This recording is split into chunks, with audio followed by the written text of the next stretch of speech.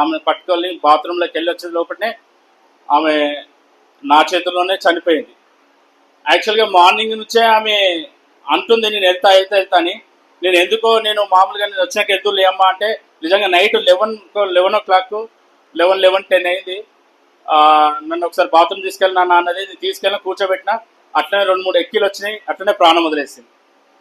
నిజంగా ఆమె నాకు నిజంగా తలుచుకున్నప్పుడు చాలా దుఃఖం అనిపించింది. ఎందుకంటే నేను మార్నింగ్ ఏదో జోక్గా అన్నాను, అమ్మ నేను వచ్చినాక ఎందుకు లేమ్మా అన్నది.